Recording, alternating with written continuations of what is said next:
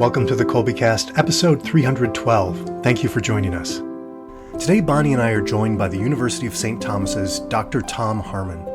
Dr. Harmon catches us up on the many good things happening at the University of St. Thomas, but also tells us about the recent grant that the university received from the National Endowment for the Humanities to promote the strengthening of civic life. As this episode airs, this is an appropriate time to discuss piety and our country as we approach 250 years since the signing of the Declaration of Independence. We hope that you'll enjoy the show.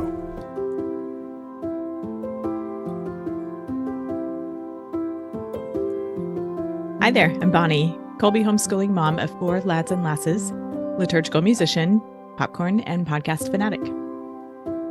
And this is Stephen, homeschooling father of 5 and director of development for Kolbe Academy.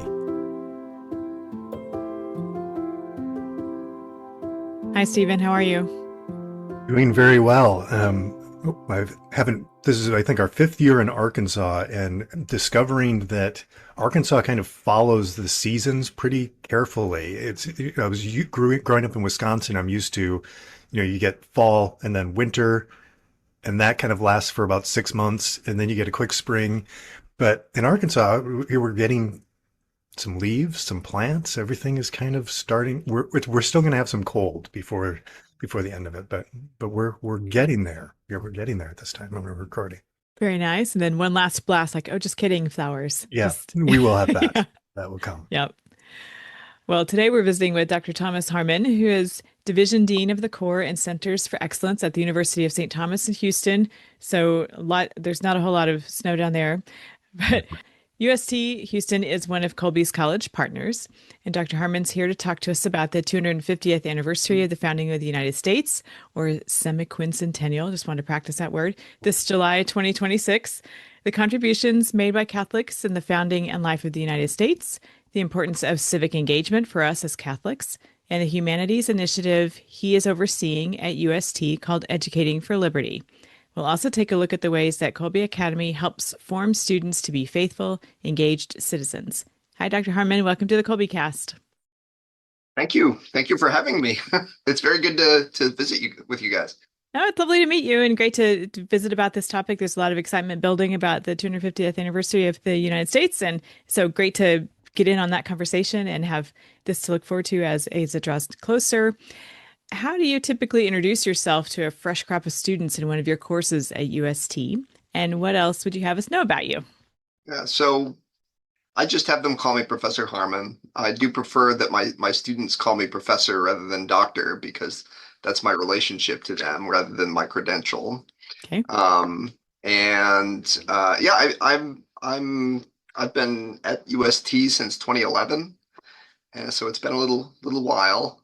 I got my graduate degrees at Ave Maria, and I got my bachelor's degree from Gonzaga in Washington State. I grew up in the Seattle area. That's where my parents still live, and they actually got snow this morning. So, Oh, wow. so there's that. My wife went to Kolbe's sister school, Trinity. And so we've got a lot of affection for Kolbe, and a good friend of mine from college is Everett Byarski, who used to work for Kolbe. Yeah. And so we've got lots of family connections with the school, and a lot of appreciation for the work that Kolbe does. Yeah, like I said, I've been here for a little while now, almost 15 years. And first of all, I'm a theology professor. So I teach at multiple spots in our curriculum. I teach in our core, I teach our upper division majors, and I teach in our master's programs in theology. I've directed a couple of our programs.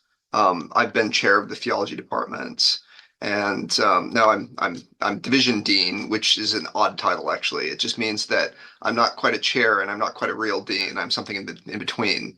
And the division that I oversee is called the Core and the Centers for Excellence. So I think it's something very unique about UST that we have a department like any other department that you may have heard of, theology, English, biology, etc., that is dedicated to teaching our core curriculum, which we consider to be a coherent sequence of courses. in integrated humanities and liberal arts. And yes, we actually do consider, the quadrivium part of the liberal arts. So there's some science and math in there as well.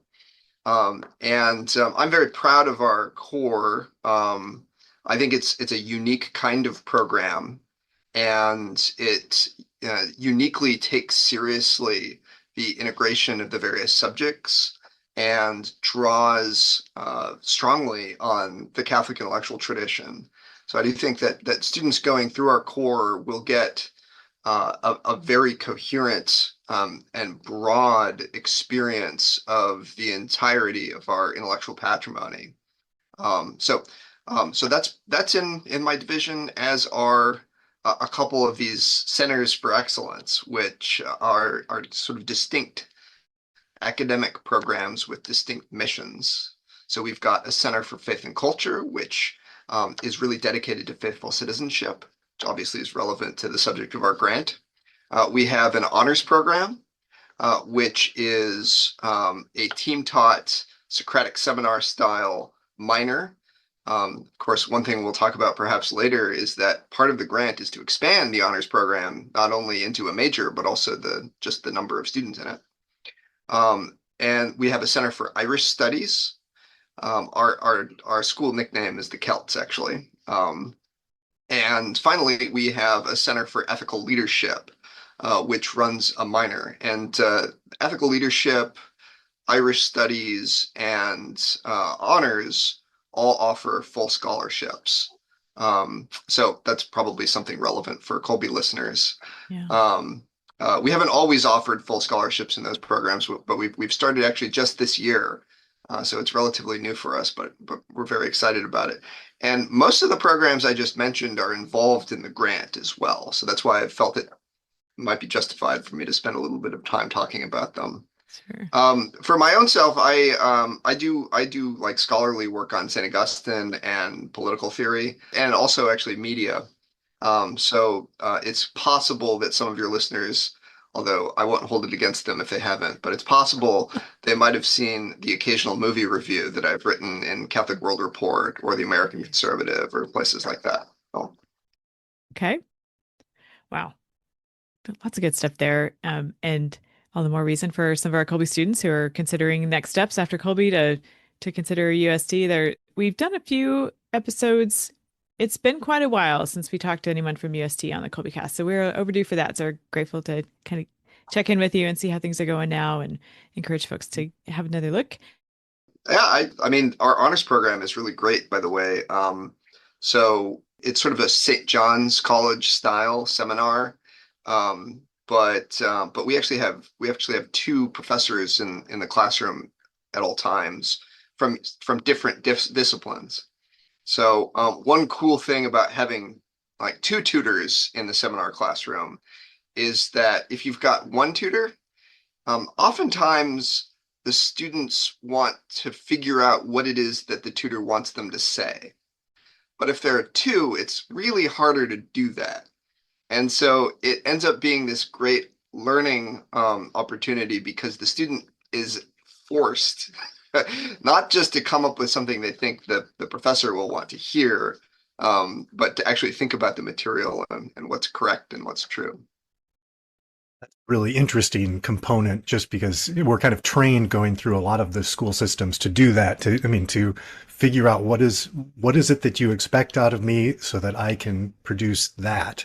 And oftentimes as a student, I think, and only that, how little can I do to actually do this, but have this overall positive effect. But that's a nice feature there, where you're, engage the subject, engage the ideas, not trying to please a professor. Yeah, exactly. And I mean, we do consider the books to be the stars of the show rather than the professors in those courses. So it really allows us to focus more on those texts. And I think it's this very cool kind of pedagogy right now, especially because of the advent of artificial intelligence. And I mean, what Steve, what you just described is really kind of treating professors and students like their ChatGPT, right? If Mhm. I prompt them, then what can they give me back, right? And the Socratic seminar, especially with the two tutors, is a really great way to short circuit that tendency. And you get some really interesting results. And I think probably of all of the programs that we have at UST that I've been involved with, um, we probably see the greatest results from beginning to end from students in the honors program, just in terms of their ability to converse with each other about important things, their ability to, like civilly, their ability to think things through from beginning to end, just the growth in their eloquence about difficult topics. So, I mean, you think about the how fraught our public discourse is right now in the country, and we've got an entire program dedicated to helping people, discuss and think things through that out there would be considered highly controversial, but to do it in a civil and even fraternal way.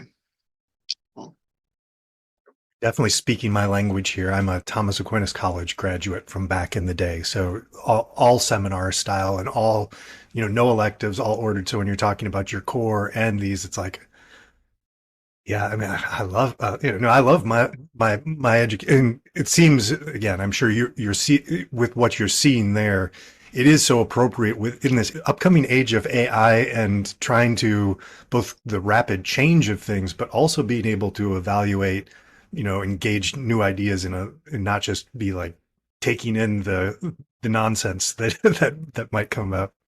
Very Yeah, that's good. right. As a matter of fact, we've got a Thomas Aquinas undergrad who teaches one of the Socratic seminars. His name is Dr. Tim Furlan, Okay.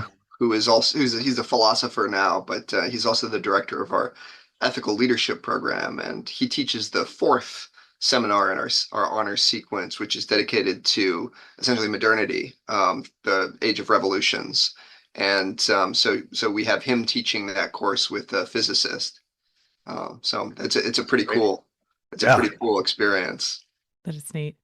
So timely. The highlight you drew to the civil discourse, that piece of it, and your area, especially with Saint Augustine. I think that's interesting. I wonder what Saint Augustine would say about all this, and what you know of Saint Augustine, how that impacts all this.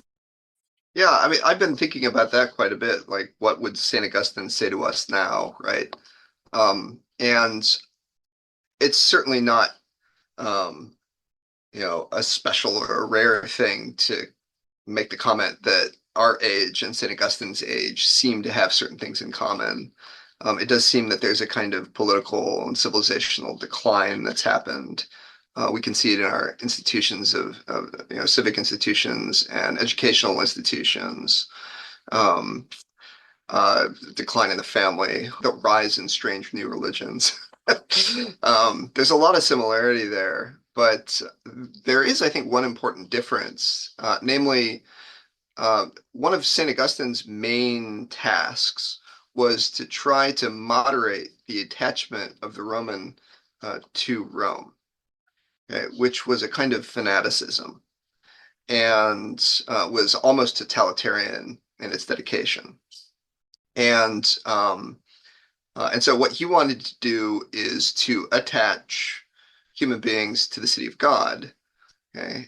Now he was careful not to make them into antinomians or revolutionaries. He also did want them to in the language we were speaking before, love Rome, but to love it in a moderate way that treats it as the imperfect temporal good that it is. Okay. I think that we don't quite have that problem now.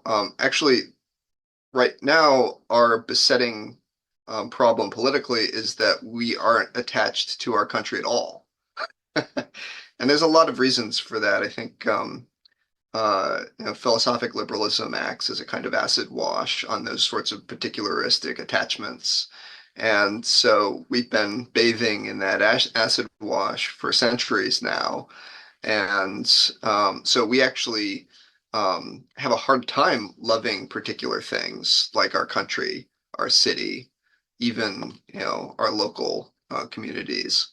And I think that maybe what St. Augustine would say to us now is that you need to learn how to love the things that are close by you, things like your neighbors, your country.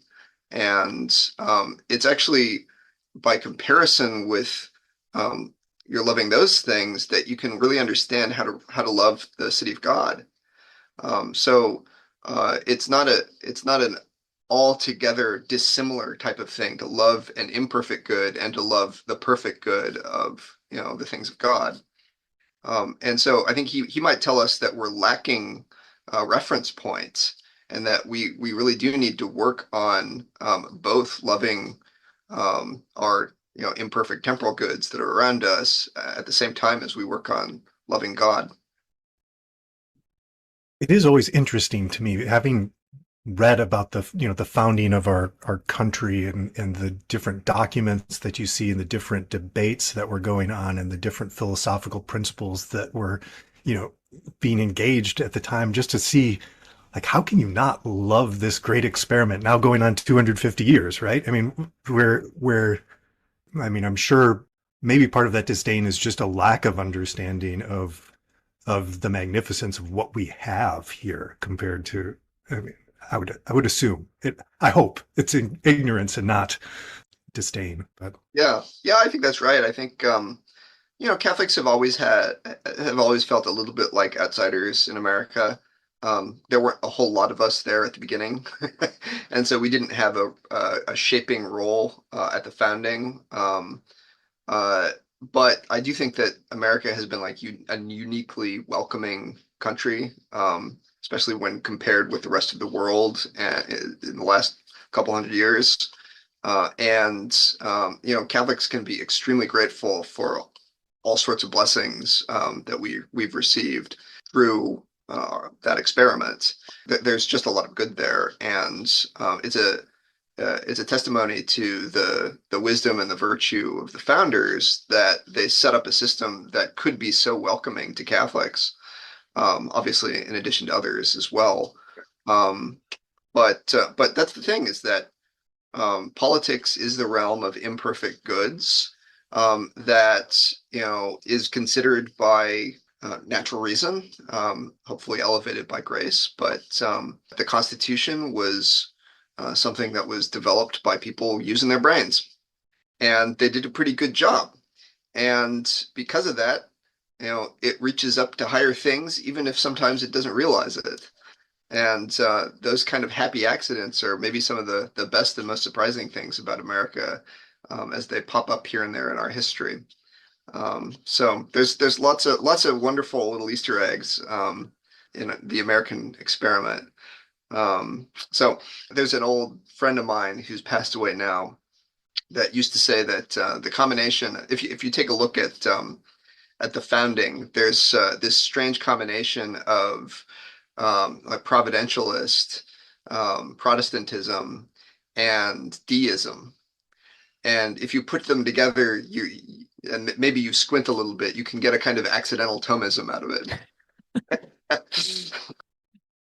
that's right. I mean, a lot of the times, I think you go back and you think about like Locke and especially Thomas Jefferson, and I mean, it's like with the Bible, by taking God out of the Bible. But then there's in one of our podcasts we talked about this briefly with the Crowe's family, but just this idea that there's some rumor that George Washington on his deathbed was becoming Catholic. He was embracing Catholicism, even, and you think that would be wild at that time, like you're saying, because there weren't a ton of Catholics. I think maybe John Jay may have been Catholic, but not many of those founding fathers were Catholic. Certainly, the Protestant tradition is kind of what we're born out of. But That's right.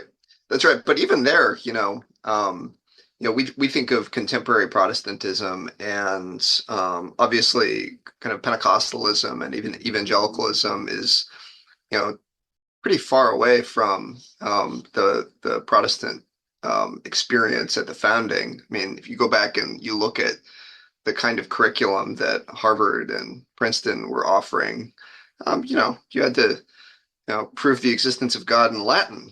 That's something that not even our Catholic schools do these days. Yes.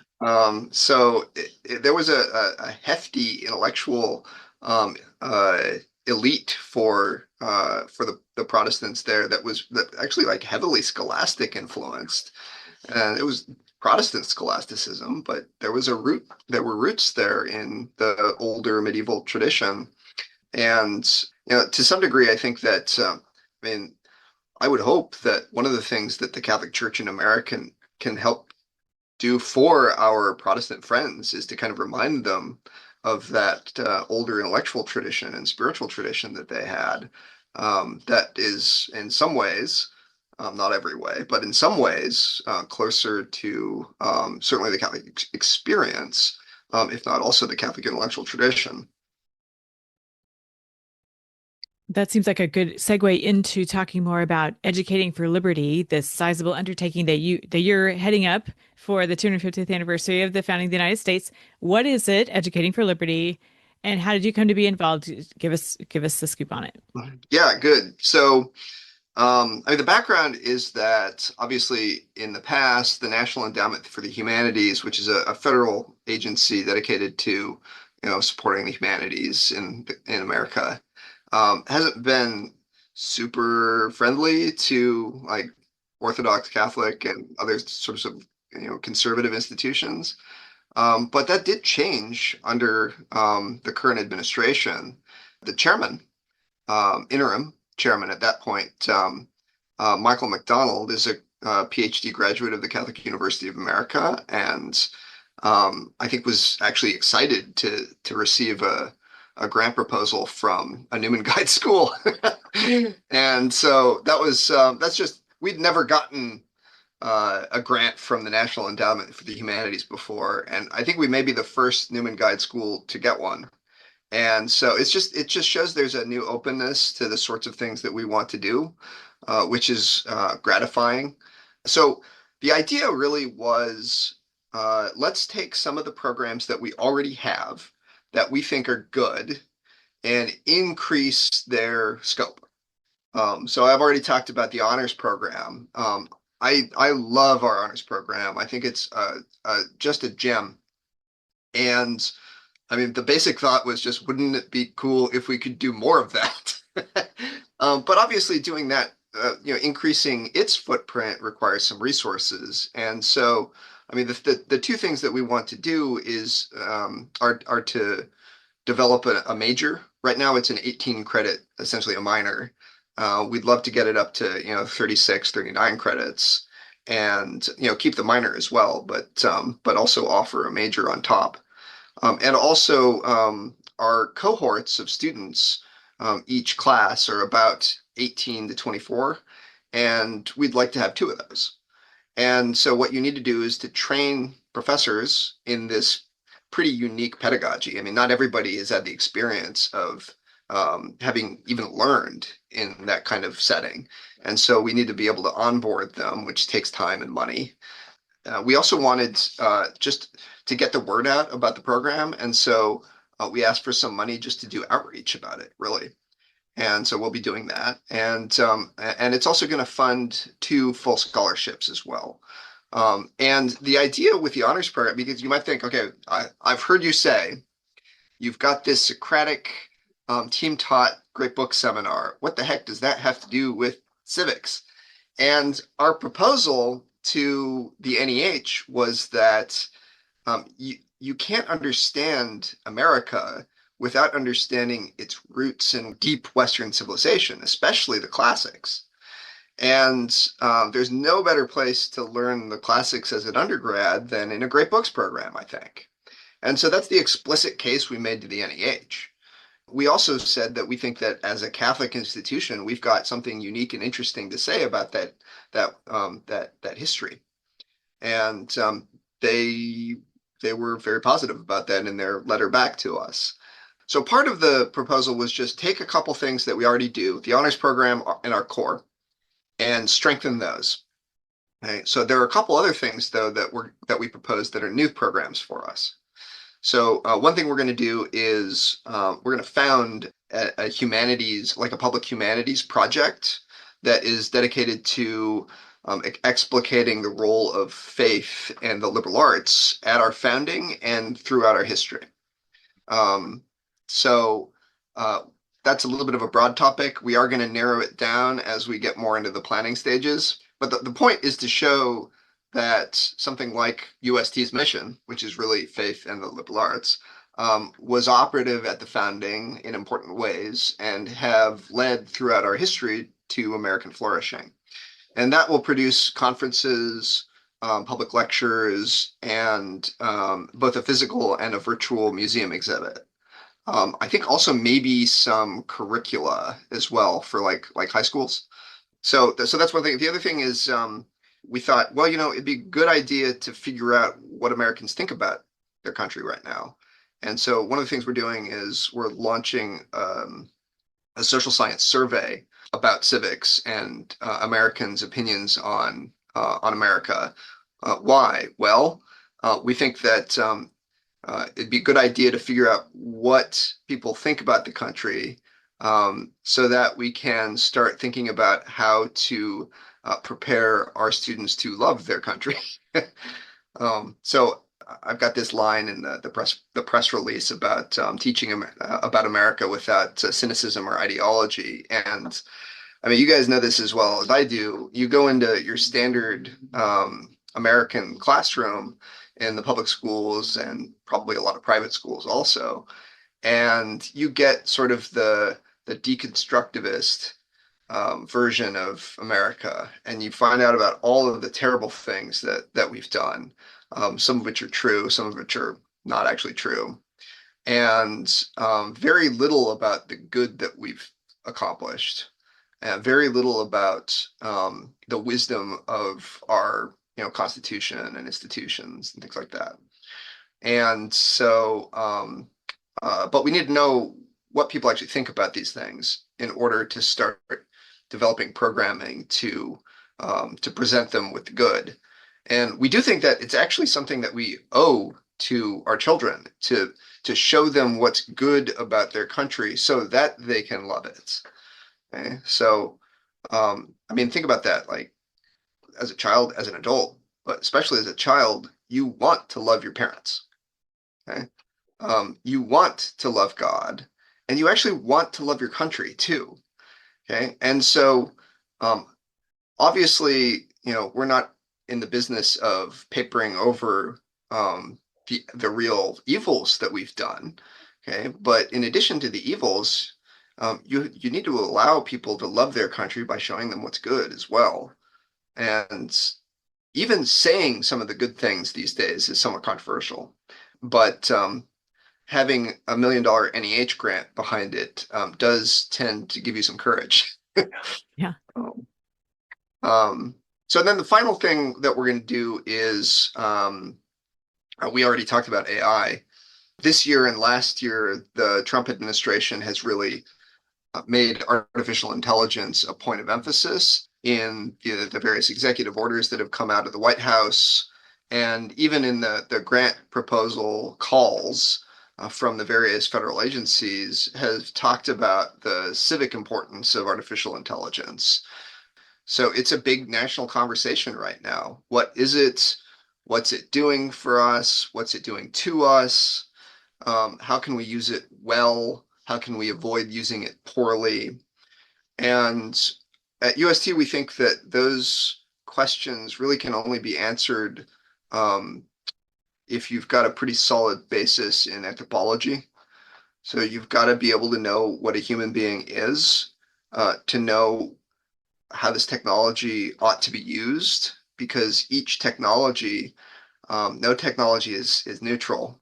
Each technology is going to have an effect on us, and we need to know what those effects are. And we noticed at UST, considering who our patron is, that one of the voices that we think is very important in that conversation, but is largely missing, is from the Thomists. And we have a Center for Thomistic Studies at the University of St. Thomas, which offers a PhD in philosophy. And I had thought, well, let's ask for some money to really think through the issues related to artificial intelligence and anthropology. And so they gave us some money. So they gave us, I think, about $200,000 to do some fun things on that score. So again, we're going to have some conferences where we invite some of the most important people who are thinking in the area of artificial intelligence, along with the mind of the church, to present. Because of course, this is an open question for Catholics too. We haven't figured it out either. And so we need to get people together to talk about what this thing is and how to use it and things like that. But also, being involved with an educational enterprise yourself, you know that this has massive implications for education. And so we realize that also at UST. I think practically everyone at UST on the faculty side is worried about how to deal with our students using it. And so the grant is going to give us some money for working groups to figure out sensible policies based on our Catholic liberal arts heritage and especially our Thomist tradition, for how to govern the use of artificial intelligence. And obviously, we hope that will be extremely useful internally, but perhaps since we're really going to be able to set aside some time to think about this and to work through implications, that what we produce might end up being useful for other institutions as well. And so, yes, we'll be using it, the results of our thinking and deliberation internally, but those are definitely fruits that we'd like to share at the end as well with other institutions. That's really good that we have a good Catholic organization kind of working through this. And I know the Holy Father seems to be like calling us all to really be reflecting on some of these ideas as well. But again, with any new technology, with any new development, I was just kind of thinking back, since we're talking about the founding of our country and things back in the industrial age when, the machines are basically, replacing or making tasks easier, but also just in the same way how as fallen men, we can then utilize that to kind of dehumanize men in a way that then takes reworking and reconfiguring to try to bring about a good after, so there's this constant move and we don't anticipate what the results are going to be. So it's good that while we're in the midst of it, there's reflection going on about that, because the church does move a little slowly, we've noticed, which is good. It's good, but it will take them some time to really, the church as a whole to kind of know what's going on. And yeah, the church moves slowly, but unfortunately the technology doesn't, and yes. that does end up being a pastoral problem. But I mean, I think what you've just said is exactly where the Holy Father is going. I mean, he explained that he took the name Leo the 14th. Precisely because he thought that artificial intelligence was going to usher in a new industrial revolution, just like Leo the 13th had to deal with. And so I think that's exactly right. And so that we're trying to kind of heed that call, I guess. And I mean, I just think about, around about the time of the Industrial Revolution, all of a sudden we started thinking of ourselves in terms of machines. You look at like anatomical drawings from back then, and it's all mechanical. And we talked about ourselves as if we're a series of gears, and thought of our mental activity as electricity and things like that. And isn't it funny that now we're doing the same thing? We're talking about the human mind as a processor, and memory as storing bits. And what do we do when we learn something? We download, and we're doing it again. We've got this dominant technological mode, and we're kind of calibrating our thinking about the human being in terms of that new technology. And obviously there are some insights that can come from that, but there are big pitfalls that you want to avoid as well. And I think it's good that we're recognizing right off the bat that it's happening from the beginning, so that we can kind of say, whoa, hold up. Okay, yeah, maybe there's some truth to that, but we can't reduce the human being to, an information processing unit. We're not just computers or network computers. So that may be a useful analogy in some respects, but let's not get overwhelmed.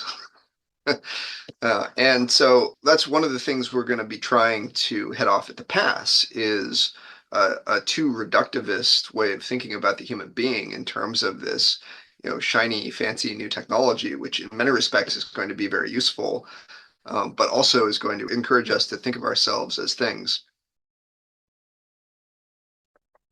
The study of civics is kind of woven throughout a Kolbe student's progression throughout from start to finish. It's going to surprise no one who's familiar with the curriculum here that there is this integration leading up to the studying of the foundational documents themselves. Would you say a bit about the importance of students, such as Kolbe students, high school students, reading the primary sources themselves? Oh yeah, there's no substitute really. I mean, uh, the human mind is an amazing thing, and I think we get too easily intimidated by these older texts. And really, all it requires is, in terms of a human lifetime, a relatively brief habituation to reading old texts, especially in English. If you're talking about the original founding documents, you're even talking about just a slightly more archaic version of English. And so it's not that difficult to do. It's worth the effort because then you can see for yourself, and you're not subject to other people's opinions or interpretations of those things. You can make a judgment yourself, and that's incredibly valuable, especially in a republic, right, where we have to be responsible for our own citizenly duties. There's no substitute for you actually knowing your own tradition. It's entirely suitable for citizens of a republic to have a mastery of the well springs of their own form of government. So in the civic realm, I think it's maybe clearest of all. But also, I would say that there are kind of knock-on secondary effects that are really, really beneficial. Making that effort, and it is an effort, let's be honest, making that effort to read something that's a little bit alien stretches you and it takes you out of yourself. And gosh, I'm not sure what's more valuable right now than needing to be taken out of ourselves. I mean, another effect I think of these large language models, these chatbots, is building ever more hermetically sealed echo chambers where I mean, gosh, I remember when my parents used to get mad at me for putting on headphones with my Walkman and Discman. At least there was like someone else singing at that point. Whereas with like ChatGPT, it's just you talking to yourself essentially in an echo chamber, and they're so obsequious, and they just really want to please you and cater to you.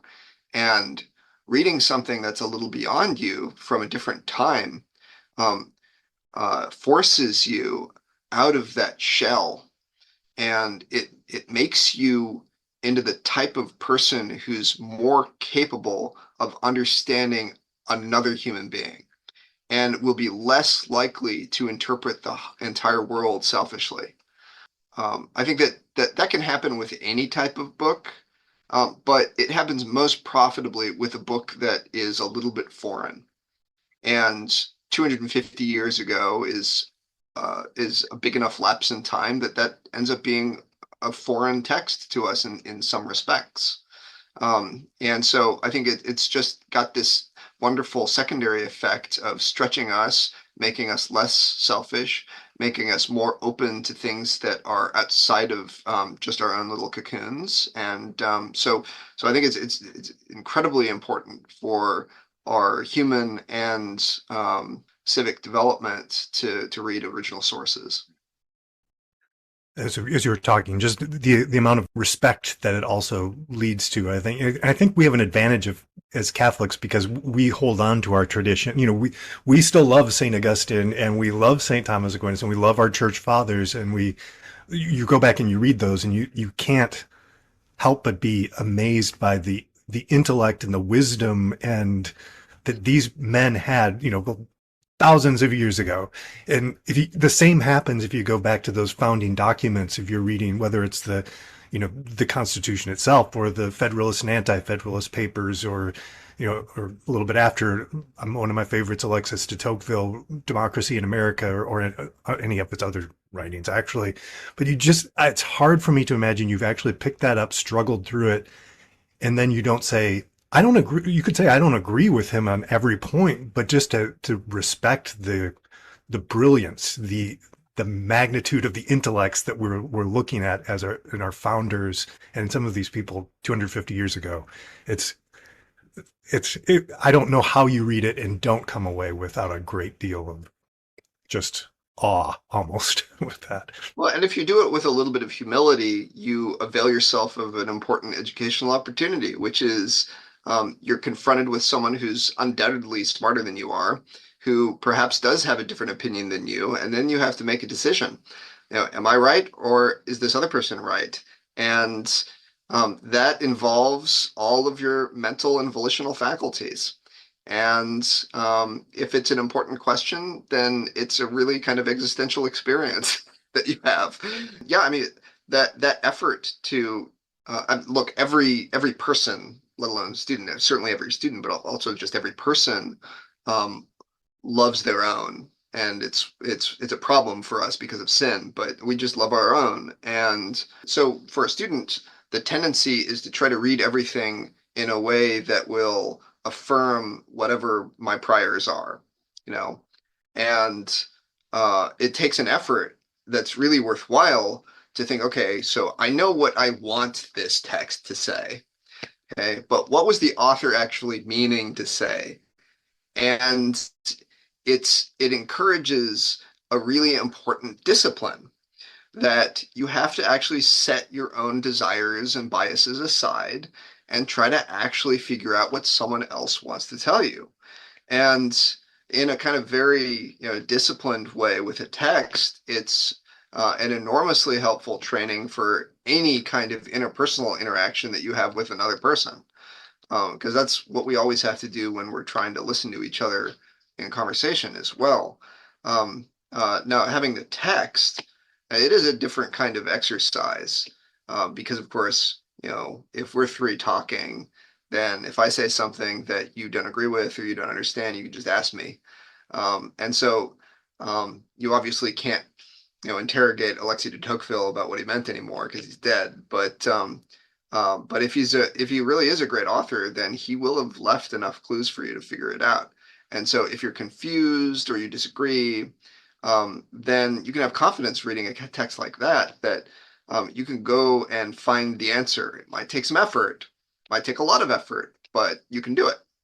And an education like what Kolbe provides is the type of education that will allow you, in fact, to figure those out on your own eventually, with effort. Hopefully with less effort as you get more practice. Right. Well, this really speaks to the value as well of your honors program and any sort of seminar or discussion where you get multiple people reading it and you realize, wait, they're reading it differently than I am. And how do we square this away now? Because it's one of the pitfalls when you're learning on your own, when you're trying to go it solo, is there's just one view then, and yeah, so that's another great aspect that you have there to kind of help to determine what were they saying and is it true? Yeah, yeah, and I said at the beginning that I see so much growth in our students throughout the whole program, and when they come in, it's just very hard to get them to talk to each other, and so that's the first thing you have to do, is just to allow them to cultivate those habits of courage. Being willing to actually venture an opinion. And then the second thing you have to deal with is they're so agreeable. And they're just really conditioned in extremely pro-social ways, which for the most part, that's good. But in the intellectual life, like, truth cuts like a sword. And so you can't be agreeable if someone is wrong. And so the second thing we have to do is we have to tell them that it's okay to disagree with one another. We kind of show them how to do it, but when there are matters of truth to be discussed, you've got to be willing to disagree if you actually think that someone is holding the wrong opinion. So then finally we're able to get them to, in fact, disagree with each other in a civil way. And that's really rewarding at the end. I mean, and we have to tell them all along that all the rest of your classes are dedicated to content coverage. Here, we've got books that we want you to read and we want you to get through the books, but that's not actually the main point. The main point is the cultivation of your own intellectual virtues and to some extent, even some moral virtues as well. And so it's really the cultivation of virtue that seminar format is about. And we do think that they'll pick up some knowledge along the way. But lots of virtue, lots of work on intellectual skills, and we think it's both a really fruitful approach and also an approach that's very much needed given the technological environment. It's the wonderful thing about if you're approaching you largely using some of these great works, the works that have stood the test of time, whatever you do first is going to be wasted on you to some extent. It's not really wasted. You've approached it once, you've been changed by it, but then that's when you come back to it later on. Yeah, that's right. And it's a sort of happy coincidence. We didn't really plan it this way, but because our honor students do have to take also most of our core curriculum, they're going to read these books multiple times while they're here, some of them. And that's also a really important experience. We try to tell them in their freshman year that we're showing them or we're giving them the opportunity to read these books for the first time.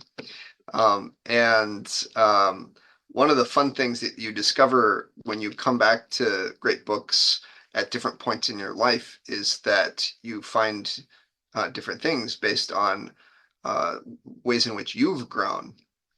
And I know, I mean, I teach Augustine. That means that I teach the Confessions a lot. And so I discover new things in the Confessions just because I'm reading it at different points in my life. And I'm open to different things at different times. And so reading these great books is really like having a living teacher with you, accompanying you as hopefully you grow in wisdom and experience. And so if you can replicate that through your formal education, that's a real blessing. Yeah. Well, as a way of sort of bringing it all together and bring it back to both the formation that Kolbe is helping families undertake in their students and continuing on to programs such as UST. Maybe some final thoughts on the moral obligation of Catholics to engage in civic life, all of this working toward that end. Yeah, so we are all pilgrims on this earth, I mean, to get very Augustinian. We are traveling together as citizens of the city of God, but we live in this world and we share temporal goods in common with even those who are not members of the city of God. And the best of those temporal goods are political. And so, yes, they're temporal, so that means they're imperfect. They're not going to last. Okay, but that doesn't mean that they're bad. That they're real goods, and they're real goods for us. And some of them are real common goods as well. And it is both just and also comes to us as an obligation of charity for us to take care of those goods very well, not only just for ourselves, but also for our neighbors. So the way that the love of neighbor that our Lord commands us to put into practice flows is through those temporal things. And the highest of those temporal things are the political things. So we're talking about the political common good, how justice is expressed, and how the highest and most comprehensive types of friendships and even our intellectual lives are made possible and formed, have to do with our civic and political life. And America is a republic, which means we as citizens have extra responsibilities in that regard. And there's no republic that stands for long if the citizens become vicious. And so the way that that justice and charity flows for us as American Catholics is, at least in part, and maybe even in large part, by working for these civic goods. Which civic goods are going to depend on what your station in life is and where you live and what the opportunities are and that sort of thing. But you got to learn that by going to school. All right. So we would encourage folks to check out UST if they're looking for next steps after Kolbe. How can we as listeners keep up with or participate in Educating for Liberty and all the good stuff you have going on with that? So the grant will begin in June. Well, I should say that the funding starts in June. We'll have a kickoff on July 4th. So, suitably enough. Probably in the middle of the summer, we'll start putting things on our website. And the St. Thomas website is www.stthom.edu, and that's STTHOM. So www.stthom.edu. And round about the middle of the summer, we'll start putting stuff up on a dedicated page for the grant-funded activities for Educating for Liberty.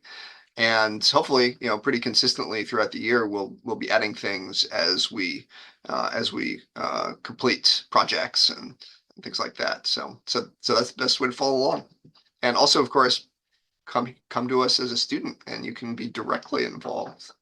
Good deal. Good deal. Sounds good. Well, that is definitely noteworthy. The University of St. Thomas receiving the grant from National Endowment for the Humanities. Congratulations. So I haven't said that outright yet. So congratulations. Thank you. Yeah. Well, I'm just very pleased to be able to talk about it. It's I think it's a kind of the way I'm looking at it, at least, is a kind of validation for the sort of thing that that St. Thomas does, but also that Kolbe does as well, and other institutions that share a vision like that. Well, thank you for that. Our show notes are going to have links to the links you mentioned, as well as a few relevant Kolbecast episodes. They're kind of not quite vintage yet, but they're headed that way, considering they're, anyway, number 72, Participatory Citizens, sort of a related conversation to this one, and number 119, The Hope Throughout, with Tom and Noelle Crowe, whom Stephen mentioned earlier. They are the hosts of the American Catholic History podcast. And so we'll leave those there for folks to check out after listening to this episode and checking out the other links in the show notes. Dr. Harmon, it's really been great visiting with you. We hope to have you back and visit more. There was stuff we didn't get to, so come back and talk to us again soon. It's nice to meet you. Thanks for being here. Yeah, I'd be happy to. And thanks so much for having me. Very good to meet both of you. Subscribe to the Kolbecast on your favorite podcast app so that you don't miss an episode. And let us know how we're doing by leaving a rating or a review. And as always, feel free to email us at podcast@kolbe.org. Mary, our Mother, pray for us. St. Maximilian Kolbe, St. Ignatius of Loyola, holy saints and angels, pray for us. Ad maiorem Dei gloriam.